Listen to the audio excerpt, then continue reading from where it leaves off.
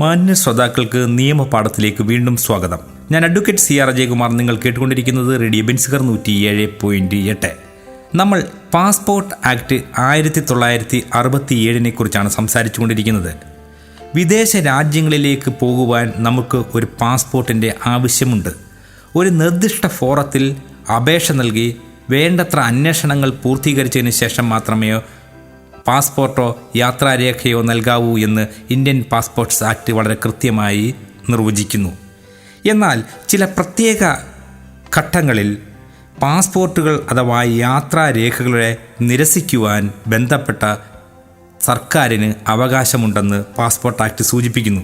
ഏതെല്ലാം ഘട്ടങ്ങളിൽ നമുക്ക് പാസ്പോർട്ട് നൽകാതിരിക്കാം? 2-ാം വകുപ്പിലാണ് ഇതിനെക്കുറിച്ചുള്ള കാര്യങ്ങൾ വിശദമാക്കുന്നത്.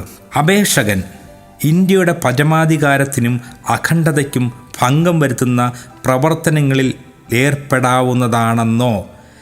ഏർപ്പെടാനിടയുണ്ടെന്നോ തോന്നിയാൽ നിർദ്ദിഷ്ട സർക്കാരിന് അദ്ദേഹത്തിന് പാസ്പോർട്ട് നിരസിക്കാം. അപേക്ഷകൻ്റെ സാന്നിധ്യം ഇന്ത്യയുടെ സുരക്ഷിതത്വത്തിന് ഹാനികരമാകാനിടയുണ്ടെന്നോ തോന്നിയാലും പാസ്പോർട്ട് നിരസിക്കാം. അപേക്ഷകൻ്റെ അങ്ങനെയുള്ള രാജ്യത്തിലെ സാന്നിധ്യം ആ രാജ്യവും അല്ലെങ്കിൽ മറ്റേതെങ്കിലും രാജ്യവുമായുള്ള ഇന്ത്യയുടെ സുഹൃത്ത് ബന്ധത്തിന് ഭംഗം വരുത്തുന്നതാണെങ്കിലും പാസ്പോർട്ട് നിരസിക്കാമെന്ന് പാസ്പോർട്ട് ആക്ട് പറയുന്നു. കേന്ദ്ര ഗവൺമെൻറ്റിൻ്റെ അഭിപ്രായത്തിൽ അപേക്ഷകൻ്റെ സാന്നിധ്യം പൊതു താൽപ്പര്യത്തിന് എതിരെ ആണെന്ന് വന്നാലും പാസ്പോർട്ട് നിരസിക്കാം. അപേക്ഷകൻ ഇന്ത്യൻ പൗരൻ അല്ല എന്നുണ്ടെങ്കിലും ഇന്ത്യൻ പാസ്പോർട്ടിന് അവകാശമുണ്ടായിരിക്കുന്നതല്ല.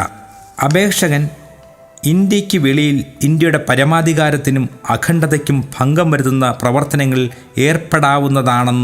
ഏർപ്പെടാനിടയുണ്ടെന്നോ വന്നാലും പാസ്പോർട്ട് നിരസിക്കാവുന്നതാണെന്ന് ഇന്ത്യൻ പാസ്പോർട്ട്സ് ആക്ട് പറയുന്നു.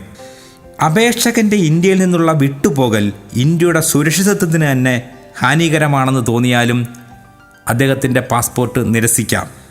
അപേക്ഷകൻ തൻ്റെ അപേക്ഷയുടെ തീയതിക്ക് തൊട്ട് മുമ്പുള്ള 5 വർഷക്കാലത്തിനിടയിൽ ഏതെങ്കിലും സമയം സാൻമാർഗിക അധഃപതനം ഉൾക്കൊള്ളുന്ന ഏതെങ്കിലും കുറ്റത്തിന് ഇന്ത്യയിലെ ഒരു കോടതിയാൽ കുറ്റസ്ഥാപനം ചെയ്യപ്പെടുകയും അത് സംബന്ധിച്ച് അയാൾക്ക് 2 വർഷത്തിൽ കുറയാത്ത തടവ് ശിക്ഷ വിധിക്കുകയും ചെയ്തിട്ടുണ്ടെന്നുള്ളതും ഒരു പ്രധാന സംഗതിയാണ്. അപേക്ഷകൻ ചെയ്തതായി പറയുന്ന ഒരു കുറ്റം സംബന്ധിച്ച നടപടികൾ ഇന്ത്യയിലെ ഒരു ക്രിമിനൽ കോടതിയിൽ നിലവിൽ ഉണ്ടായിരുന്നാലും അദ്ദേഹത്തിന് പാസ്പോർട്ട് ലഭിക്കപ്പെടാൻ സാധ്യതയുണ്ട്. തത്സമയം പ്രാബല്യത്തിലിരിക്കുന്ന ഏതെങ്കിലും നിയമത്തിന് കീഴിൽ ഒരു കോടതി അപേക്ഷകൻ ഹാജരാകാനുള്ള വാറണ്ടോ സമൻസോ അല്ലെങ്കിൽ അയാളുടെ അറസ്റ്റിനുള്ള ഒരു വാറണ്ടോ പുറപ്പെടുവിക്കുകയോ അല്ലെങ്കിൽ അങ്ങനെയുള്ള ഏതെങ്കിലും കോടതി അപേക്ഷകൻ്റെ ഇന്ത്യയിൽ നിന്നുള്ള വിട്ടുപോകൽ നിരോധിച്ചുകൊണ്ടുള്ള ഒരു ഉത്തരവ് പുറപ്പെടുവിക്കുകയോ ചെയ്തിട്ടുണ്ടെങ്കിലും ഈ വിഷയം ഗൗരവമാകുന്നു. അപേക്ഷകൻ സ്വദേശ പ്രത്യാവർത്തനം ചെയ്യപ്പെട്ടിട്ടുണ്ടെന്നും അങ്ങനെയുള്ള സ്വദേശ പ്രത്യാവർത്തനം സംബന്ധിച്ച് നേരിട്ടുള്ള ചെലവുകൾ പ്രതിപൂരണം ചെയ്യപ്പെട്ടിട്ടില്ലെന്നും ഉള്ളത് വന്നാലും പാസ്പോർട്ടിന് അർഹതയില്ല.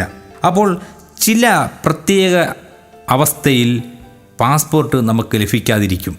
പ്രധാനമായും ക്രിമിനൽ കോടതിയിലെ നടപടിക്രമങ്ങളിൽ പെട്ടുനിൽക്കുന്ന ഒരു പ്രതിക്ക് പാസ്പോർട്ടിന് അവകാശമില്ല എന്നുള്ളതാണ് പാസ്പോർട്ട് ആക്ട് സൂചിപ്പിക്കുന്നത്. നമ്മൾ സംസാരിച്ചു കൊണ്ടിരിക്കുന്നത് പാസ്പോർട്ട്സ് ആക്ടിനെ കുറിച്ചാണ്. ഒരു ചെറിയ ഇടവേളയ്ക്ക് ശേഷം നമുക്ക് ഈ വിഷയത്തിലേക്ക് വീണ്ടും മടങ്ങി വരാം.